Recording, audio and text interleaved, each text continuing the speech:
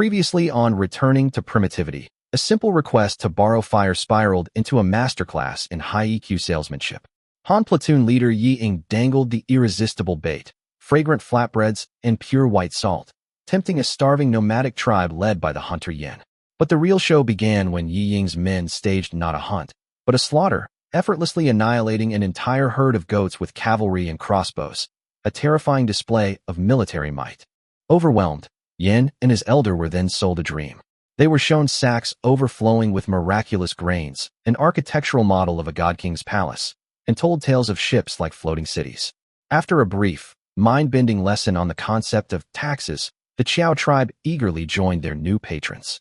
Their journey ended not in a city of gold, but at a colossal construction site, a testament to the Han's ambition to literally move mountains. Welcomed by the young Commandant Yuji, they were given land, food, and a final, chilling question. So, where's the rest of your tribe? Faced with Yuji's probing gaze, which seemed to pierce right through them, the Yuqiao elder and Xiao Yin stared at the ground, as silent and still as stone statues. A joke, surely. The so-called good life in the Han tribe was still nothing but a promise. If it were true that everyone could feast on meat at every meal and ride in carts, they would have gladly summoned every last one of their kinsfolk. But now, who knew if this wasn't just a trap built on a grand delusion? The elder cleared his throat, his dry lips moving as he chose his words with great care. Lord Emissary, our people are still suffering, a pain we feel more deeply than any other. But, could you grant us a little more time? He paused, a glint of shrewdness flashing in his murky eyes. Once we have planted the fields with our own hands, seen the pens full of cattle and sheep with our own eyes, and are truly living the life you've described, free from worries about food and clothing, I myself will personally lead you to the heart of the Yuqiao clan. However, his tone hardened. I hope the Lord Emissary will not resort to force. Blades solve nothing. They only deepen wounds. If we truly come to believe the Han tribe is a good place, you won't have to ask. I will go and persuade them myself. Beside him, Xiao Yin nodded vigorously, the gears turning furiously in his mind. You just brought us here. We haven't even had a moment to drink a mouthful of warm water in peace. And you already want to wheedle the location and numbers of our people out of us? Not a chance. These divine seeds and exclusive breeding techniques of yours, we haven't seen a single shred of proof yet. And let's say, for argument's sake, it's all real. What if we bring our people over, and the next second you turn on us and make us all slaves? To whom could we even appeal? Yi Ying, acting as their interpreter, haltingly relayed this sentiment to Yuji. After listening, Yuji cursed himself internally. Damn my impatience. The man had a point. They had just arrived, hadn't even seen their new homes, let alone a single stalk in the fields. Hearing his own men paint this utopian picture, anyone would think it was a swindler's trick. Mistrust was only natural. All right. A sincere smile spread across Yuji's face, and his tone softened. Of course, I will not force you. The swords of the Han tribe are meant for our enemies, not our friends. He met their gazes without flinching, and it is clear the Yuqiao are not our enemies. I want them to join us, first, so they can live a better life, and second, he grinned, revealing a set of white teeth, to make our Han tribe even stronger. Now that was more believable. Just saying it was for someone else's good sounded hollow.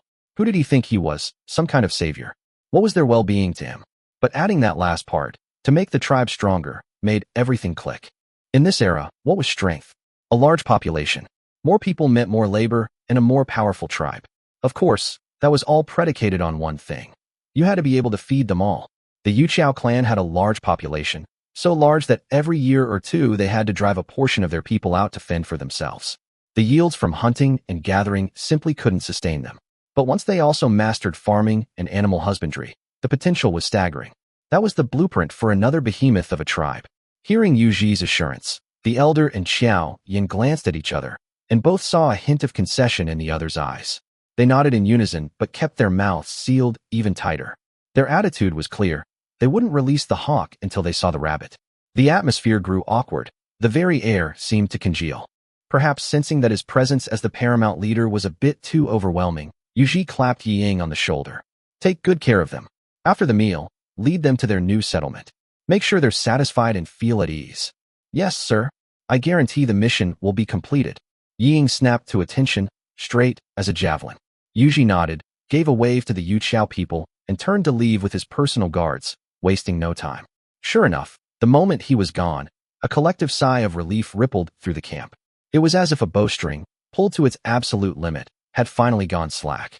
These people had clearly been suffocating under the weight of Yuji's authority. It made sense.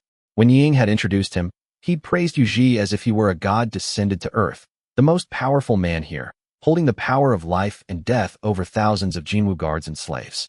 How could they not be nervous, their hearts pounding, when a single word from such a figure could determine their fate? No need to worry, you two. Ying quickly switched to a warm smile, breaking the silence. The Han tribe never starts trouble. Our policy has always been to leave others in peace, so long as they do the same. You'll understand once you've lived here for a while. He gestured behind him. Come, let's eat first. Afterwards, I'll have the tools and skilled craftsmen ready for building your houses. We'll set off for your new home right away. All right, we'll be in your care then, Brother Ying. Having eaten and lived alongside Ying for the past few days, weathering the elements together, the elder and his people had developed a fair amount of trust in him. The logistics troops of the Jinwu Guard were highly efficient, and the food was served quickly. It was the usual fare, grain to fill their bellies, a few token pieces of meat for flavor. Vegetables, non-existent. The elder and his group didn't mind. For these hunters who battled wild beasts daily, simply filling their stomachs was a gift from the heavens. As for why the Han tribe was so obsessed with eating grass, that was something they simply could not comprehend. After the meal, everyone packed up. Yuji had gone all out this time, dispatching 30 horse-drawn carts and providing a large supply of hammers, nails, and wooden planks. The procession set off in a grand, sprawling line. The caravan stopped along the bank of a wide river. On the shore stretched a boundless plain, the soil so dark and rich it looked as if you could squeeze oil from it. A small forest stood not far away, solving the issue of firewood. Ying hopped down from a cart and, with the enthusiasm of a merchant hawking his finest wares, began his pitch, gesturing at the scene before them. This river is called the Crimson Water. Don't let its width fool you. It's not actually that deep. Your homes will be built right here.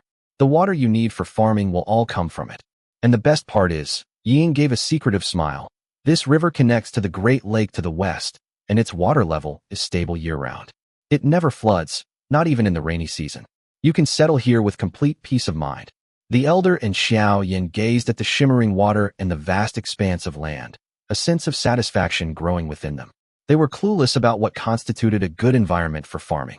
But they knew one thing for sure, whether for hunting or for farming, water was life. With this river, at least they wouldn't die of thirst.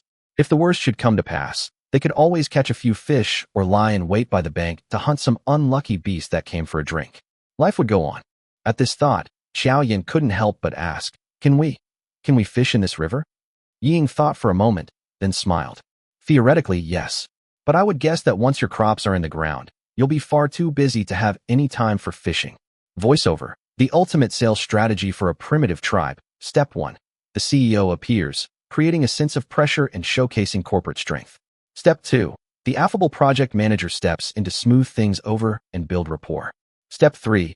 A tour of the Riverview model home to paint a picture of a beautiful future. As for the 996 farming contract, we can discuss that after they've signed. Fish, you still want to slack off? Dream on. The elder and Xiao Yin exchanged a look and nodded in unison. A new home, a new beginning. They were prepared to start from scratch. It was time to roll up their sleeves and get to work. The Yuqiao people soon discovered there was far more work to be done than they had ever imagined. On the first day, the Jinwu Guard registered their households. Then, as if slicing a cake, they divided the fields and homesteads, assigning plots to each family. The entire afternoon was spent sprinting along the ridges between fields with ropes and measuring tapes, their shouts echoing across the plain. This plot is yours, that one is his. That night, they had no choice but to sleep in the open again. Fortunately, the early summer breeze still carried a hint of warmth. On the second day, the grand project of building their homes officially began. Gathering earth on the plain was not as simple as digging in the mountains, where any shovelful would do. A hole dug without purpose was merely an obstacle. But the Han tribe had a clever solution. Following their established practice, they first located a suitable spot downwind of the village. Everyone pitched in, grunting and heaving, to dig a massive compost pit. This pit was their era's equivalent of a fertilizer factory, an eco-friendly marvel for processing household waste. The earth excavated from the pit became the first batch of raw material for the Yoqiao's houses. Not enough? Then dig irrigation ditches. The excavated soil could be used. Still not enough? Then dig wells. In short, There was always a way to procure earth on the plains, and every pit dug served a specific, vital purpose. Random digging was strictly forbidden. With one rammed earth house per family, the construction went surprisingly fast. They clamped 2 wooden planks together, poured soil in between, and pounded it solid with a rhythmic thump, thump, thump. The beams were prefabricated, brought over from the capital's construction site. Once the beams were in place, they laid down reed mats cut from the riverbank and plastered a thick layer of wet mud over the top, smoothing it by hand. The houses may have looked rustic and primitive, without a single tile to their name, but their waterproofing was remarkably effective. As long as one was diligent with repairs after a rain, they were perfectly adequate as temporary lodging for a year or two. Just as the village was beginning to take shape, the main supply convoy from Tohai Commandery finally arrived. They brought not only heaps of supplies and 10 households of experienced old settlers, tasked with teaching the various life skills of the Han tribe, but also a whole flock of manure-making machines. Pigs, cattle, sheep, rabbits, chickens, ducks, geese. These creatures weren't just for eating.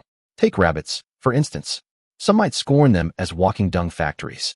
But what was wrong with a dung factory? Without these mobile fertilizer plants, trying to enrich the fields with just the villagers' own output? A futile dream.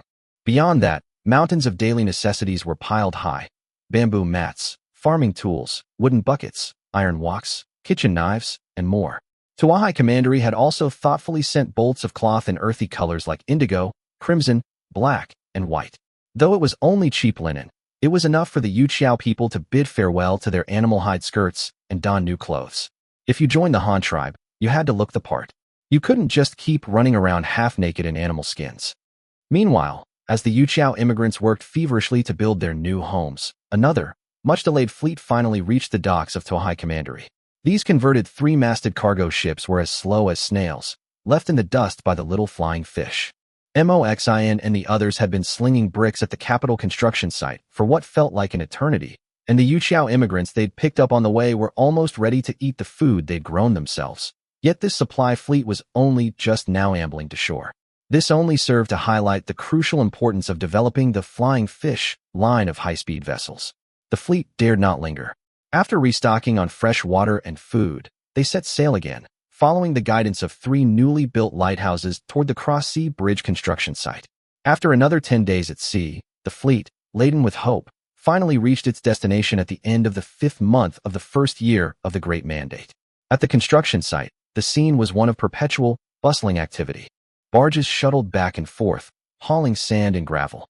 Every so often, a deafening boom would echo from the mainland mountains.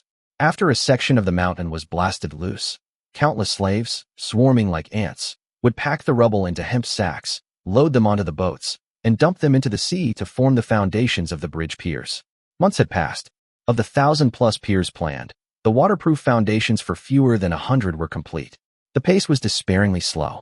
The fleet's leader was Jiao Su, a researcher from the Power Research Institute and a classic tech geek. The moment he disembarked, he was ushered into the engineering command center. The scale of this project is just too massive. Elder Zhuping, the man in charge, said with a look of despair. He pointed at a huge sand table model and sighed. With our current manpower, we couldn't finish this in 10 years. Our generation will be lucky to simply lay the foundations for these piers. Indeed, we all underestimated the difficulty. This is simply beyond human capability. Another craftsman sighed in agreement. Everyone. Jiao Su clapped his hands, drawing all eyes to him. His face beamed with a confident smile. Relying purely on manpower is indeed a monumental task. But do not lose heart. You have the tribe, the chief, and our research institute behind you. He gave a mysterious wink. Since manpower won't cut it, let's use machines instead. Oh, what treasure have you brought, Master Jiao? Elder Zhuping asked curiously. Is it one of those steam engines that spins when you light a fire under it? A steam engine cannot be used directly, of course, Jiao Su said, but it can drive many other machines. For example, an air compressor. This device can do a great deal of your work for you. He glanced around and extended an invitation. Gentlemen, would you be interested in a demonstration? Yes, of course. An old master craftsman stood up excitedly. Master Jiao, please lead the way. If your machine truly works, we'll treat you to a seafood feast. No. The moment Jiao Su heard the word seafood, his head shook like a rattle. Please, don't make me eat any more seafood. That stuff is all lean, with no fat. I've eaten so much my mouth has lost all taste. Later, after we've seen the equipment, just stew a chicken for me with 2 bowls of white rice, and I'll be perfectly content. Ha! The command center erupted in roaring laughter. Getting chicken out here? That was no simple matter. After all, those who guard the bridge rarely get to eat chicken. Voiceover, the prehistoric expansion pack for the infrastructure fanatics. Difficulty level, hell. Just as they were about to get stuck in the endless loop of the foolish old man moves the mountains, the cheat codes have finally arrived. Steampunk versus primitive construction, a technological revolution is about to begin. As for the tech geek who just wants to eat chicken, my friend, you have successfully incurred the wrath of all seafood lovers. Correction, they were bridge builders. While there was no shortage of meat on the construction site, every meal consisted of sea fish, a diet so monotonous it could blunt a man's senses. Chicken? Sorry, not on the menu. And so, the entire group boarded one of the fleet's ships, led by Jiao Su, ready to inspect the great treasure he had brought with him. After clambering over a heap of miscellaneous cargo, they finally stood before a small steam engine shaped like an iron horse. Beside this Mustang steam engine sat a strange device resembling an iron tank on legs. Gentlemen, do you see this? Jiao Su, like a child showing off a new toy, patted the iron tank. This is an air compressor, driven by the steam engine. It's another power source entirely, and the range of tools it can operate is far greater. Hold on, let me give you all a live demonstration. As he spoke, Jiao Su directed the crew to heave the heavy machinery onto a small, oar-powered sampan. Next, various accompanying tools, rolls of canvas-wrapped hoses, as well as firewood and coal, were all tossed aboard. The small boat groaned and listed under the weight of the iron behemoths as it was rowed toward a section of the bridge where a pier foundation was being excavated. After another strenuous effort, and with the help of dozens of craftsmen, the equipment was finally moved into the work area enclosed by the seawall. Fire up the furnace. Pressurize the compressor. Jiao Su shouted to an apprentice who had accompanied him. Yes, sir, rest assured. Once the boiler was settled, Jiao Su turned, cleared his throat, and began his official product presentation to Elder Zhuping and the other leaders. He pointed to 2 slaves in the distance who were painstakingly chipping away at a reef with sledgehammers and chisels, the air filled with a constant clang, clang. Esteemed elders, he said, our main task right now is to build the coffer dam and then excavate the foundation, correct? There's no clever way to build the dam. We just have to throw manpower at it. But as for the excavation, his tone shifted as he pointed to the hard reef under their feet. If we rely on them hammering away like that, when will we ever finish? At this rate, it will take an eternity. Upon hearing this, the assembled leaders let out a collective sigh. Of course, they all understood that. Why else would their hair be turning white with worry? Among the tools I've brought is one that can replace their work. Jiao Su's voice was filled with confidence. For example, this, a pneumatic hammer, designed specifically for breaking rock. One pneumatic hammer, operated by one person, can do the work of 10 of them. Oh, is it truly that miraculous? This thing is just a large, pointed chisel, isn't it? Why call it a pneumatic hammer? While the crowd was murmuring, the steam engine finally warmed up, hissing to life with a long whoosh as it began its work. Steam rushed into the cylinders, pushing the pistons back and forth, which in turn sent the flywheel spinning with a whir. A leather belt connected it to the air compressor, which began to run as well. Tu-tu-tu-tu-tu. A deafening noise instantly filled the site, like 1,000 ducks quacking in their ears, startling everyone. Don't panic, Jiao Su reassured them loudly. It's a normal sound. A little noise won't hurt. He pointed to the iron tank and explained, the compressor is building pressure now. When the noise stops, it means the tank is fully pressurized, and we can put it to work. Just as the crowd was debating whether this machine was worth the trouble, the compressor suddenly let out a hiss of released air and fell silent. All right, esteemed elders. Jiao Su rubbed his hands together and announced excitedly, it's ready. Now, let me show you the power of technology. He tucked the hem of his long robe into his belt, rolled up his sleeves, and began to sort through the canvas-wrapped rubber hoses. Pay attention now. These are air hoses, and they are precious. Don't you dare break them. They're a nightmare to repair. He deftly connected one end of a hose to the compressor and the other to the pneumatic hammer. Click. The connection was made. Jiao Su lifted the pneumatic hammer, which weighed several dozen pounds, walked over to a section of reef, and with a thud, drove the steel chisel head onto the rock, creating a small white mark. He took his stance and explained to the crowd, watch closely. Hold it steady with both hands. Plant your feet firmly. Squeeze this trigger, and high-pressure air will rush into the hammer, driving the chisel. I'm starting now, watch carefully. The words had barely left his mouth when he yanked the trigger. Tu-tu-tu-tu-tu-tu. High-pressure air instantly surged through, and the hammer let out a ferocious roar. Each rapid-fire tut was a violent impact of the steel chisel against the rock. The sound was as dense as a downpour, lasting only a few seconds. Crack! The massive reef underfoot shattered on cue, breaking into a pile of rubble as rock chips flew everywhere. Tu-tu-tu-tu-tu-tu. Tu-tu-tu-tu-tu. Jiao Su, wielding this iron beast, constantly shifted his position. Each time, he only held the trigger for a few seconds before another large section of the reef was reduced to ruin. The surrounding leaders stared, jaws agape, their mouths wide enough to fit an egg. My heavens! This thing called a pneumatic hammer, isn't it just too powerful? One burst of that noise was equivalent to a man hammering away for half a day. This was an artifact that defied the heavens. Master Jiao, quick, let me try. Elder Zhuping could no longer contain himself, rushing forward with his eyes shining. You got it. Hold it steady now, Elder, this thing has a kick. Jiaosa stepped aside and gave him hands-on instruction. The old man mimicked Jiaosa's posture, gripped the handle, and gently squeezed the trigger. Tut tut tut. The hammer jumped violently, sending a jarring vibration up his arms, but it also punched several deep pits into the rock below. Yes, just like that. Hold it down, don't let it jump. Elder Zhuping tried again. This time, he used all his strength to press down on the hammer. Sure enough, with a violent shudder, a large piece of reef was successfully shattered. Haha, it's not so hard after all. Elder Zhuping's confidence soared. After a few more tries, he had completely mastered the technique and was having the time of his life. Voiceover, live from the prehistoric technology press conference.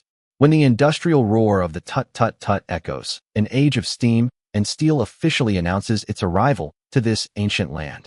Seeing the elder having so much fun, I can almost hear the cheers of the toiling slaves. No more swinging sledgehammers. My back is saved. Numb hands are nothing, said the foreman in charge of excavating the foundations, his face beaming as he looked at Elder Zhuping's tingling fingers. In the old days, it was one man holding the chisel, another swinging the sledgehammer. The man holding the chisel? His hands were shaken like a leaf in the wind every single day, and he had to constantly worry about the hammer missing its mark. He held up 4 fingers, his voice laced with a lingering fear. We've already lost 4 men to it. Now, nobody dares to hold the chisel. If the carpentry team hadn't fashioned a wooden clamp, this whole operation would have ground to a halt. And now, the men swinging the hammers are timid, terrified that one wrong move will cost another life. No one dares to put their full strength into it, so of course the work is slow. He pointed at the pneumatic hammer, still sputtering its staccato rhythm, his eyes shining. This pneumatic hammer, is a godsend. Sure, your hands go numb, but that's a damn sight better than getting them smashed to pulp. And from what I can see, it doesn't even take much strength. You just have to hold it down so it doesn't jump all over the place, right? Exactly. Elder Zhuping nodded in agreement. This is much safer and far more efficient. Oof, my old bones. Just a few turns and my back is aching and my hands are numb. But even as he complained of exhaustion, he couldn't hide the massive grin spreading across his face. Let me try? Let me try. Another craftsman eagerly took the pneumatic hammer, clutching it as if it were some priceless treasure. Under Jiao's guidance, this group of normally dignified and respected leaders became like a gaggle of children with a new toy, taking turns with the hammer until they had all quickly mastered its use. They get the hang of this so quickly. Elder Zhuping marveled again. Perhaps we should get one of the slaves over here to try? Of course, no one objected. They couldn't have the management doing the manual labor with this precious device, could they? Sooner or later, it would have to be handed over to the slaves. Yes, let them try it too. One of the craftsmen pointed casually. Hey, you, the hammer swinger, come over and try this. The commotion had long ago caught the attention of the slaves.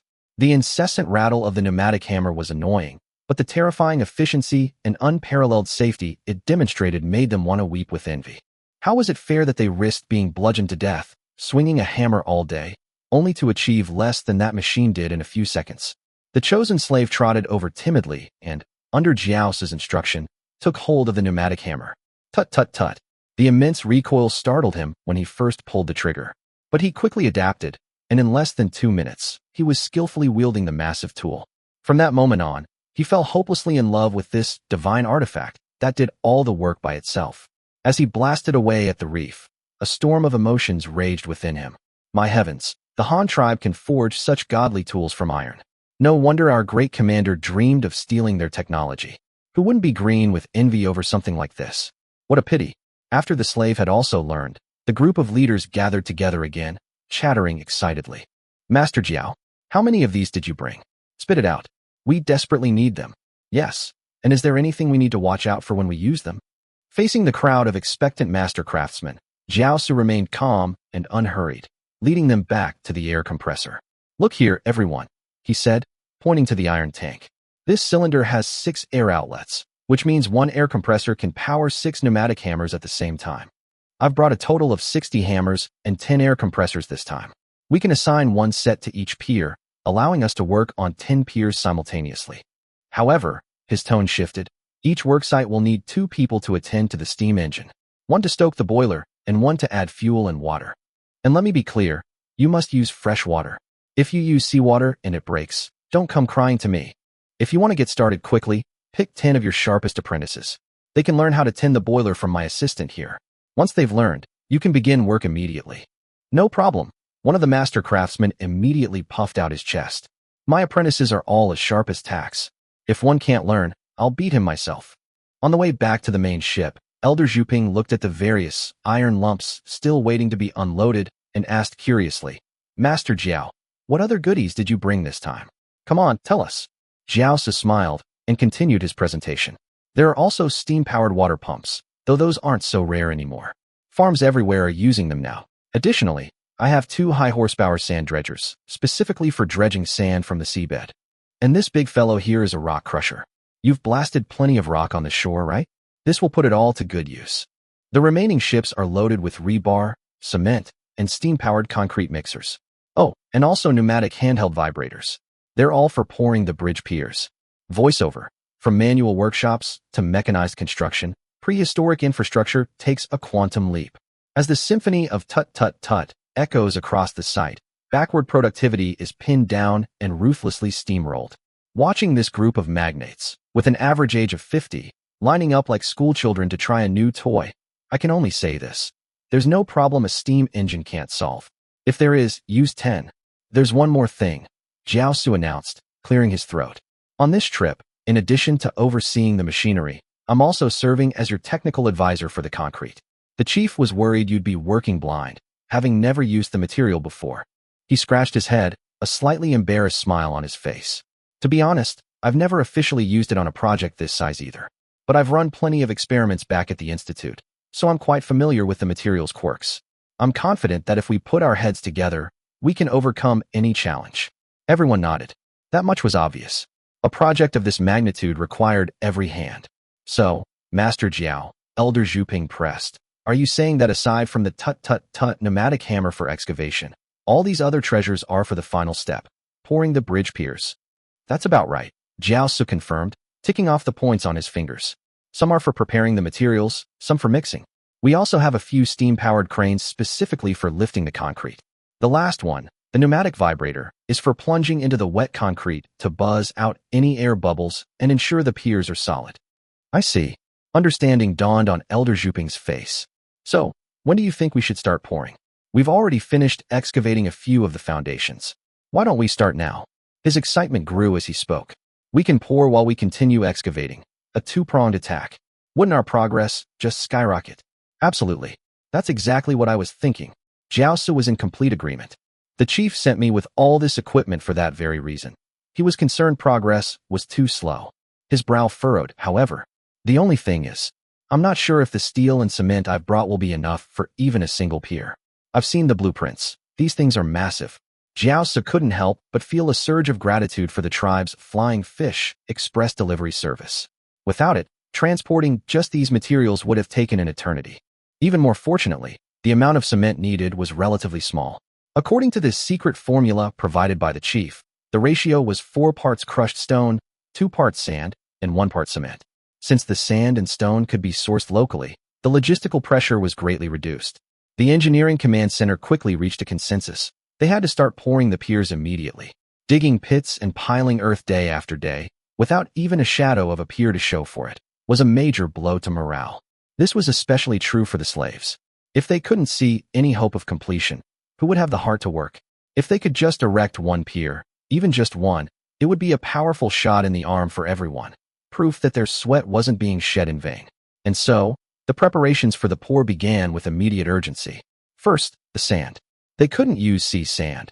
Its high alkalinity would compromise the concrete. After some discussion, they decided to split their forces and dredge for sand at the mouths of the Luyang and Qingshui rivers.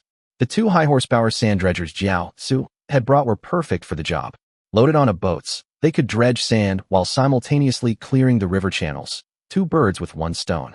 The sand transport fleet set out. The round trip was estimated to take about 10 days. This was perfect. They could use this time to solve the problem of the aggregate, the largest component by volume. Mountains of giant boulders, leftovers from the blasting on site, could be turned from waste to treasure with another of Jiao Su's great machines, the rock crusher. This rock crusher was massive and had been transported in pieces.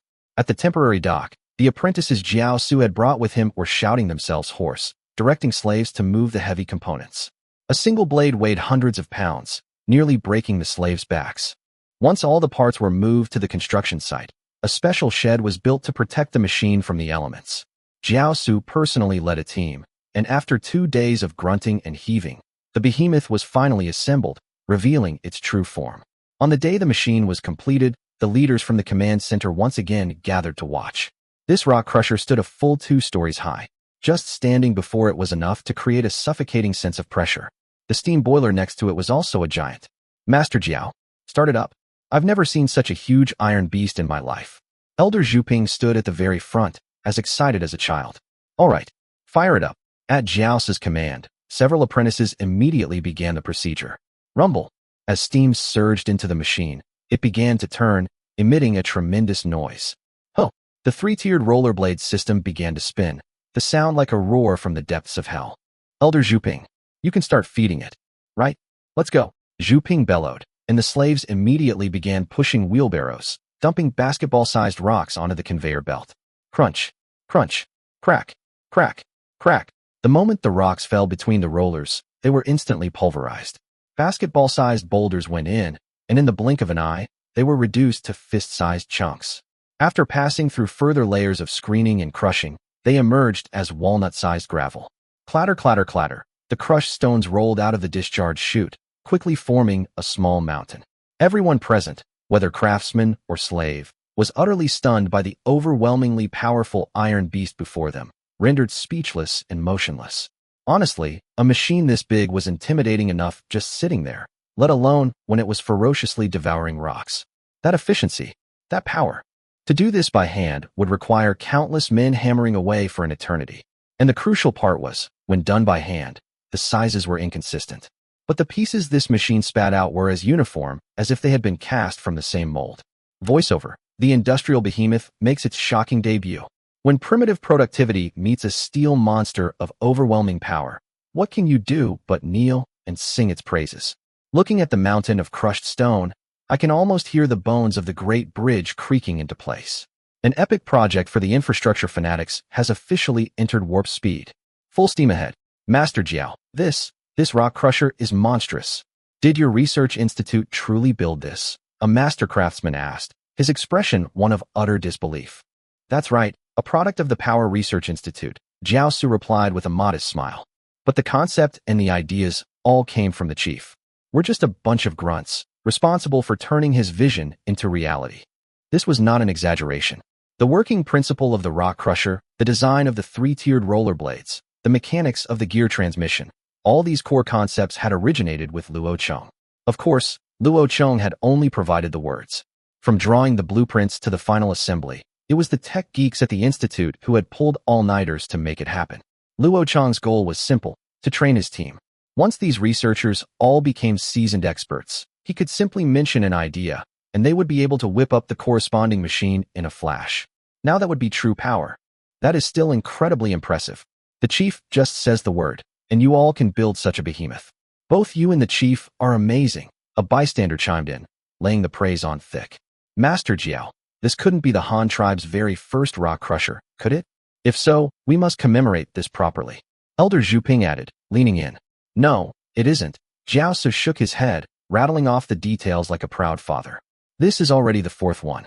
The first is at the iron mine, for crushing ore. The second and third are at the cement plant, which is the real stone guzzler. The Institute is still producing more. The next batch is slated for the coking plant and the coal fields. My heavens, you've already made that many. Elder Zhuping's face was a mask of shock.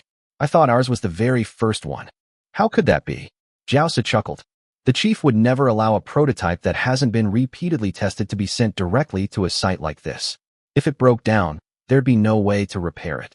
Well then, Master Jiao, another craftsman asked, now that we have the stone and the sand is on its way, what's our next step? My thinking, Jiaosa said, pointing toward the shore, is that we start by pouring the 3 piers on the bank and gradually extend into the sea. We can pour the piers and lay the bridge deck simultaneously. That way, it will be easier to transport materials later on. What do you all think? Well, we don't understand reinforced concrete, so we'll follow your lead. Elder Zhuping was the first to voice his support, and the others all nodded in agreement. All right, then let's start with the nearest one, Jiaosu declared. Now, we have 3 problems to solve. First, the water source. Mixing concrete requires a large amount of fresh water. I can provide the pumps, but you'll be responsible for digging the wells. Second, assembling the 2 concrete mixers. I'll take care of that. Third, weaving the rebar cages. I believe this is quite similar to building a bamboo house, so it would be best to find someone skilled in that to take charge. Leave the fresh water to me. A logistics leader immediately responded. It's just digging a few wells. We can dig a channel from the living quarters. No need for all that trouble. Jiao Su quickly interjected.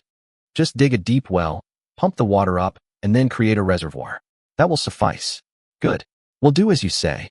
Then I'll be in charge of tying the rebar. Elder Zhuping claimed the task without hesitation. When it comes to building frames, no one here is better at it than I am. Everyone nodded. It was the absolute truth. The Xin tribe's bamboo construction techniques were unmatched. All right, one last thing, Jiao Su added. We'll also need a large quantity of planks, nails, and hemp rope to make the formwork. Who will take care of that?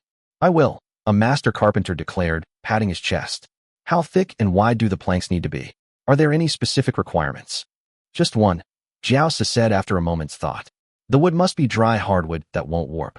Otherwise, if the formwork goes crooked, the pier we pour will end up being our very own leaning pier of Pisa. Done. No problem. If anything goes wrong, you can hold me accountable. With the tasks assigned, everyone immediately split up and got to work. The entire construction site began to operate like a well-oiled machine running at high speed. Jiao Su and his apprentices assembled the mixers. Their structure was simple, and they quickly got all 6 up and running. The logistics team ran into a small problem with the well. The mixing area was on higher ground, so the water couldn't flow to it. In the end, it was the carpentry team that saved the day. Using bamboo and wooden planks, they ingeniously constructed an aqueduct overpass, perfectly solving the problem. As for the most critical task, tying the rebar, Elder Zhuping personally took the lead. Indeed, these former bamboo house builders from the Xin tribe had a natural gift for this kind of work. Rows of rebar were crisscrossed, and with a few deft twists of thin iron wire, they were bound tightly together. They added layer after layer, finding it even simpler than building their bamboo houses. Jiao Sun nodded repeatedly in approval, but he offered a timely reminder. Elder Zhuping, no need to build it so high just yet. We have to pour it in layers. After pouring one layer and compacting it with the vibrator, we add the next. Just leave a joint at the top. Voiceover, the prehistoric project responsibility system, is now officially online. With a clear division of labor and everyone showcasing their unique skills, the entire site is buzzing with the fervent atmosphere of building the bridge better, faster, and more economically. Watching the elders go from clueless to skillfully discussing reservoirs and rebar cages, I can only say this. No difficulty can stop a heart dedicated to infrastructure. As long as you stay resourceful, there are always more solutions than problems. I understand. Elder Zhuping stroked his chin, continuing his inquiries like a curious child. So are all the piers above ground also solid masses of iron like this? He held an almost fanatical interest in all the Han tribe's architectural knowledge. Not exactly, Jiao Su patiently explained. Only the foundations are solid. The design of the piers above them depends on their location. Take the 2 we're working on now, for example. They're on the mountainside and not very tall, so solid piers are perfectly fine. They're sturdy and durable. But for the piers out in the middle of the sea, we have to be more creative. The bottom 10 meters will be solid, like a plumb line's weight, while the upper section will be hollow. This has 3 advantages. It's lighter, it has a stable center of gravity, and it's more resistant to impact. He gestured as he spoke. Think about it. What if a ship loses control and crashes into a pier? If the bottom is solid, it can withstand the impact. If the whole thing were hollow, one collision could punch a hole right through it, and the entire structure would be compromised, wouldn't it?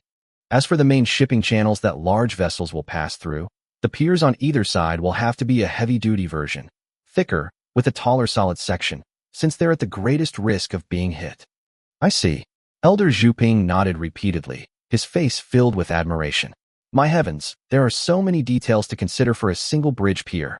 You have to think about the foundation, the weight, and even protecting it against wind and ship collisions. Master Jiao, did you come up with all this? Jiao Su gave a helpless, wry smile. I'm just a mechanic. What do I know about any of this? It was our chief who, before I departed, walked me through every last detail. He paused, then added, later, when I mentioned these standards to the scholars at the Architecture Academy, they practically fell to their knees on the spot, clamoring to write it all into their textbooks. The chief again. Elder Zhuping's admiration was like a surging river. Our chief is truly a divine figure. But, to say he's an expert in everything doesn't quite capture it. Do you know what I admire most about him? What's that? Jiao Su asked, playing along. I admire the depth of his foresight. Zhuping's gaze deepened. Take this bridge, for example. No one has ever built one before, yet it's as if he's seen it with his own eyes. He even considered the possibility of a ship losing control and striking a pier. Is his mind wildly imaginative or incredibly farsighted? Either way, one has to be impressed. I have observed that no matter what our chief does, he first sets a goal, then devises a plan, and finally assigns responsibility to individuals. When you follow that pattern, it is hard not to succeed. Jiao Su nodded repeatedly as he listened, filled with his own profound admiration. At the same time, he couldn't help but look at the former elder of the Xian tribe before him with new respect. This old man, based solely on hearsay and a few documents, had managed to analyze the chief's working style so clearly. He was a man of remarkable insight. While the two were chatting, the various preparations were already nearing completion. A few days later, the first boatload of sand finally arrived. Everything was ready. Begin. With Jiao Su's command, the mixing area beside the pier instantly roared to life with the sound of machinery, a hive of frenetic activity. 6 massive steam-powered mixers started up simultaneously, their 2.5-meter diameter drums whining as they spun. Slaves wearing masks shoveled in 1 part cement, 2 parts river sand, and 4 parts gravel. Then, with a splash, they added the water. It was a simple recipe, yet it heralded the birth of a miracle. Voiceover. When a team has a top-level designer who is both imaginative and farsighted, executors who are logical and thoughtful, and a group of hardworking, uncomplaining laborers, my God, it's hard for a project like this not to succeed. Watching those roaring mixers, I can already see the dragon-like cross-sea bridge lying across the azure waves. This is the power of unity. This is the romance of infrastructure. The massive drums whined as they spun, churning the sand, stone, cement, and water into a uniform gray slurry. The drums then reversed, and the finished concrete poured out with a great whoosh. A long line of iron bucket wheelbarrows waited below. Once filled, they shot off like arrows loosed from a bow, racing toward the pre-dug foundations of the bridge piers. Splosh. The slurry flowed down wooden chutes and into the deep foundations. Workers below wielded iron shovels, leveling the concrete. Immediately after, pneumatic vibrators let out a deafening bzzz, driving every last air bubble out of the mixture. 1 layer of concrete, 1 rebar cage. This process was repeated until the massive foundations were completely filled. The entire procedure was as smooth as flowing water, executed in a single, seamless motion. In just 1 day, the foundations for 2 bridge piers were complete. The level concrete surfaces bristled with rebar joints, as if awaiting the command to grow upward. Master Jiao. Elder Zhuping gazed at the masterpiece before them, his voice trembling with excitement. How? How long until we can pour the next layer? Well, Jiao Su recalled the chief's instructions. At least a month, I'd say. It takes time for something this massive to cure completely from the inside out. What? A month? Elder Zhuping was stunned. Doesn't that mean we'll just be sitting around twiddling our thumbs? Of course not. Jiao Su laughed. We can't pour on these 2, but we can work on the others. We still have a dozen or so foundations already dug, don't we? Let's just pour all of them first. Once they've all cured, we can dismantle the sandbag dams around them and move them to build new dams further out. That way, The slaves on shore will have less mountain to excavate, and our progress will accelerate, won't it? Right. That makes perfect sense. Several craftsmen slapped their thighs in a moment of enlightenment. The three most time-consuming tasks slowing them down were blasting the mountain, filling sandbags, and building the dams. If they could pour all the completed foundations first, they could simply shift the old dams to new locations, saving both time and effort. And with the pneumatic hammer, their new cheat code, the speed of excavating the foundations had also increased dramatically. It was as if everyone suddenly saw a glimmer of hope. As long as there was enough steel and cement, this bridge was possible. Though far away, Luo Chong was constantly monitoring the construction site's progress. He had long since ordered every available transport ship in the tribe to be used to frantically ship rebar and cement to the bridge site. At this time, the southern section of the New Way Line Railway had also been completed. The single train, like a diligent worker bee, made 4 round trips a day, furiously transporting supplies to the docks. On its return journeys, it was loaded to the brim with coal and coke, providing a continuous stream of fuel for the steel plant. And the Xian tribe prisoners of war who had finished building the railway finally had a new lease on life. Luo Chong kept his promise, granting them citizenship in the Han tribe, along with houses and land. If they were willing to accept assignments, the tribe would even pay to bring their wives and children over. Although their job was still building railways, their treatment had undergone a world-shattering transformation. Before, they were slaves, eating the worst food and performing the most exhausting labor. Now, as citizens, not only did they receive a salary, but they were also issued standard work uniforms, white undershirts, bamboo hats, shorts, and cloth shoes, the complete set. Their meals were upgraded from corn cakes to rice with meat at every meal, and in the summer, there was an endless supply of brown sugar and mung bean soup. And the most crucial part, all of this was free. They earned 40 silver yuan a month, with food and clothing provided, allowing them to save almost all of it. This level of compensation made even some of the old Han tribe members green with envy. Voiceover, from desperate slaves to the enviable holders of iron rice bowls. This move is a textbook example of winning hearts and minds. Luo Chong shows everyone through his actions. Work for me, and you'll have meat to eat, money to earn, and a future to look forward to. When the seeds of hope take root in every heart, even the most magnificent project will eventually become a reality. This is the dual magic of the purse and the promise. This move by Luo Chong was, in fact, part of a much larger strategy. Building railways was hard, grueling work, but it was the lifeblood of the Han tribe's development for the next century.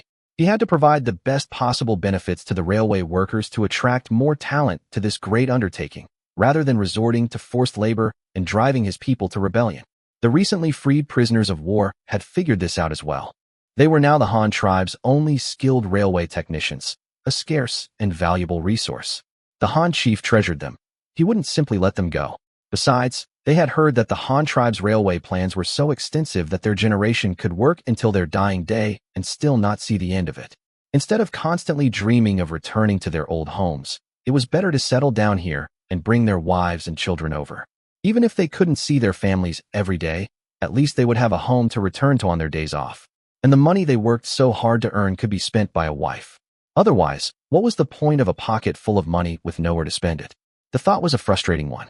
The matter was quickly reported, and Luo Chong approved it with a flourish of his pen. Proceed according to the original plan. The so-called original plan was to have the cargo ships heading south with steel and cement also act as postmen and a moving company. Currently, the Han tribe was in the full swing of the Great Mandate stockpiling plan. Every region was desperately farming and hoarding supplies. Of the 1,000-plus sailboats built previously, only a few were still used for transport. The rest had all joined the super fleet, ferrying construction materials to the cross-sea bridge, ship after ship, without interruption. Whenever the construction site seemed to be running low on materials, a new supply ship would invariably appear on the horizon the very next day. This relentless transport capacity put immense pressure on Jiao Su and Elder Zhuping. The chief was going all out, throwing the entire tribe's transport capacity into this one project. They wouldn't dare to slack off even if they wanted to. When a nation pours all its resources into a single endeavor, the power it unleashes is terrifying.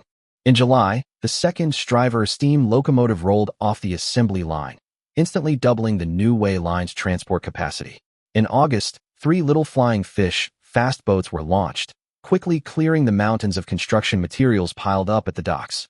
By October, the foundations for 451 of the bridge's piers had been poured. From both ends, the bridge now stretched 300 meters out into the sea.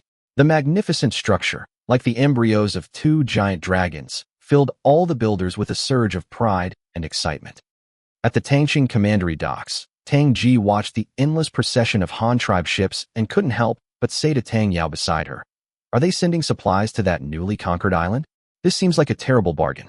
They conquered a tribe of 100,000 people, and not only are they gaining no benefit, but they're also pouring in so many resources. If it were our Tang tribe, we would have been bankrupted long ago." "Auntie, what are you imagining?" Tang Yao didn't know whether to laugh or cry. A small island like Cheongzhou doesn't warrant such a massive operation. Luo Chang's problem right now is too few people, not too many. She pointed to the ships, revealing the secret. What's on those ships is building materials. Luo Chang is building a bridge across the sea to connect Cheongzhou Island with the mainland. Build a bridge? Tang Ji was stunned. With what? Don't tell me. With iron? Something like that, Tang Yao explained. They use steel bars for the skeleton and then pour cement over it. These ships are transporting the steel and cement. Tang Ji was speechless. My heavens! Building a cross-sea bridge with steel and iron? She felt her entire worldview being shattered. Does the Han tribe have so much steel they don't know what to do with it? Auntie, you've hit the nail on the head, Tang Yao thought. Auntie, let's go back. Tang Yao decided it was time to give her aunt, who was still living in the past, a proper science lesson. Back in the garden, Tang Yao took out an exquisite small wooden box and spread a thick stack of photographs on the table. Auntie, look, this is the Han tribe's railway. These two shiny things are the rails, a special road for the trains to run on. Voiceover. When a leader possesses a vision that transcends his era and nearly limitless resources, the miracles he can create will far exceed the imagination of ordinary people. Tang Ji's worldview is being ruthlessly crushed by one photograph after another, and this is just the beginning. Luo Chong was proving, with undeniable fact, that poverty truly does limit one's imagination. This one is the train. The front part is the engine, and a single one can pull 20 cars. Each car can hold the cargo of more than a two-masted sailboat. And this one was taken inside a car. You can fit 70 or 80 people into one if you pack them in. Tang Yao introduced them one by one, leaving Tang Ji utterly dumbfounded. This is a train? Tang Ji pointed at the photograph, her face a mask of disbelief. How many oxen are stuffed inside that engine? How can it possibly pull something so massive? Auntie, Tang Yao almost burst out laughing at her aunt's question. There isn't a single ox inside. This thing runs all by itself, as long as you keep feeding it steam. Oh, I know of this. Tang Ji slapped her thigh. A steam engine. I've seen one. We have one in our shipyard. You light a fire, boil water, and it can power a saw to cut wood all on its own. This time, it was Tang Yao's turn to be surprised. She never expected her old-fashioned aunt to know about steam engines. Yes, that's it. It's pulled by a steam engine, Tang Yao nodded quickly. This train moves incredibly fast, though it's a bit noisy, with all the clanging and banging. Luo Chong said that next year, the Tuahai Commandery across the strait will also have a railway. As long as our Tang tribe joins the Han tribe, we can ride it too. Building bridges, laying railways, and now building trains.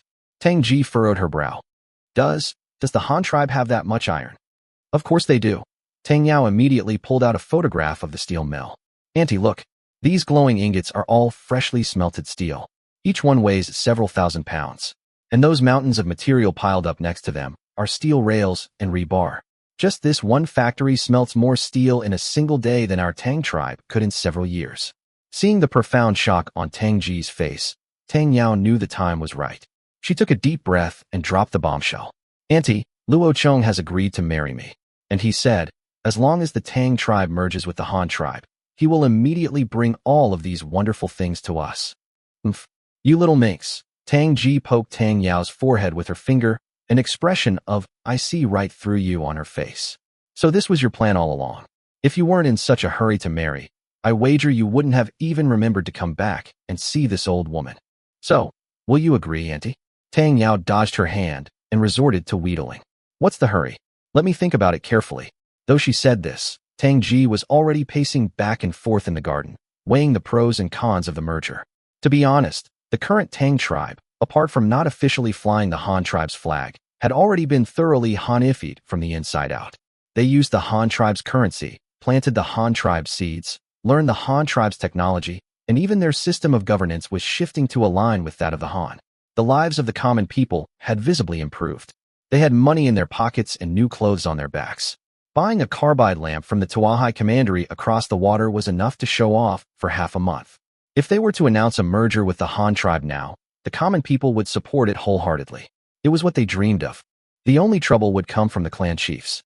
Once they merged, these local emperors would become ordinary citizens, forced to relinquish all their power.